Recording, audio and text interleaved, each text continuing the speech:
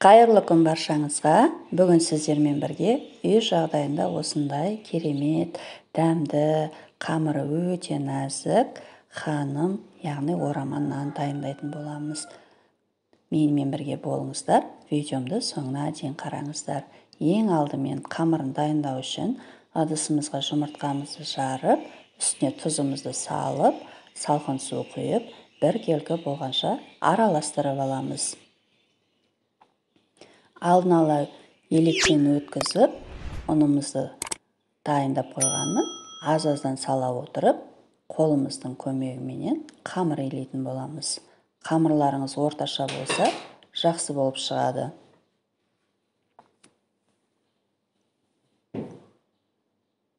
Міне қамырымыз дайын болды. Дайын болған қамырымызды пакетке салып, бір шетке қалдырып қойыңыздар. Енді арасына салатын салмамызды дайындайтын боламыз. Ол үшін бізге фарш, яғни тартылған ет, кішкене құйрық май қосып жібердім мен, және көкөністер. Көкөністерімізді, сәбізімізді, картобымызды жақсылап теркадан өткізіп аламыз. Менің YouTube арнама тіркелмеген болсаңыз, тіркеліп, қоңыраушаны басып кетіңіздер. Міндетті түрде алдағы уақытта көптеген жаңа қолжетімді заттардан тұратын рецепттермен бөлісетін боламын. Дәл осылай өткізіп аласыздар. Пиязымызды майдалап турап аламыз. Блендермен өткізсеңіздер де болады. Мен майдалап турап алдым, дәл осылай. Бір пиязымызды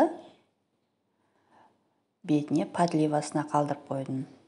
Дәміне қарай, татымына қарай тұз, қара бұрыш, қызыл бұрыш сеуіп, кішкене майымызды, сұйық майымызды құйып, қолымыздың көмегіменен жақсылап араластырамыз. Сонымен салмамыз дайын болды. Енді қамырымызды жаятын боламыз. Қамырымызды алып, жаюға ыңғайлы етіп, 2-3 бөлікке бөліп алдым мен қамырларымды. Бөлмей жая берсеңіздер де болады, үлкен етіп. Міне 2 зуала қамырымды пакетке салып қойдым, қаясып қалмау үшін. Кішкене бір бөлігін алып, ұн себе отырып, оқтаудың көмегіменен жаямыз. Қамырларыңыз өте жұқа қылып жайыңыздар. Тағамдарыңыз өте нәзік болып, жұмсақ болып піседі. Дәл осылай жұп-жұқа етіп жайып алдым қамырымды. Енді дайын болған қамырымыздың үстіне сұйық майымызды құйып, барлық шетіне щетканың көмегіменен жағып шықтым. Қолдарыңызбен жақсаңыздар да болады. Бұлай жағу міндетті емес. Барлық жеріне жағып алыңыздар. Жағып болғаннан соң, ортасын кесеміз, орауға ыңғайлы етіп, және піскенде толықтай пісіп шығатын болады. Жартылай орап алсаңыздар. Салмасын салып жатырмыз. Салмасында барлық шетіне жететін етіп, қатты көп салып жібермеңіздер. Осылай арасын ашыңқырап салып шығасыздар. Барлық жеріне жететіндей етіп.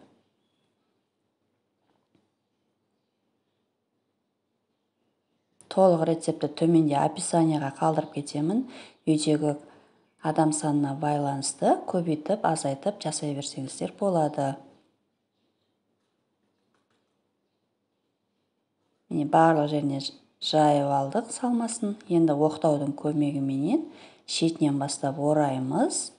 Және екі шетінен осылай қолымызбен жай ғана жинап, оқтауымыздың бір шетінен ұстап шығарамыз. Жасалу өте оңай қыздар. Сіздерге де жасауға кеңес беремін. Міне тағы біреуін көрсетіп жіберейін. Оқтауымызды шетінен қойып ораймыз. Дәл осылай.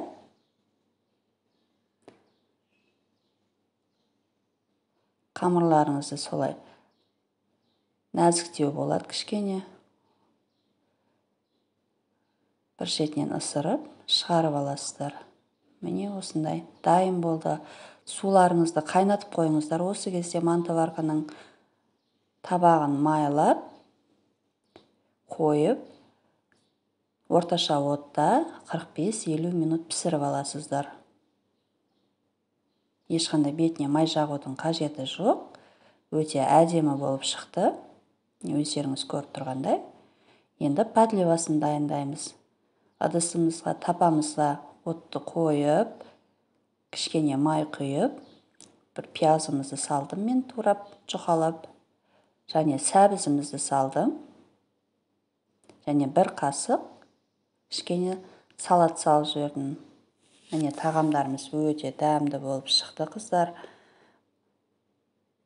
Өздеріңіз көріп тұрғандай өте нәзік, қамыры, жұмсақ болып тұр. Ұнап жатса лайк басып, комментарий қалдырып кетіңіздер. Ас болсын. Менімен болғандарыңызға көп-көп рахмет. Сау болыңыздар.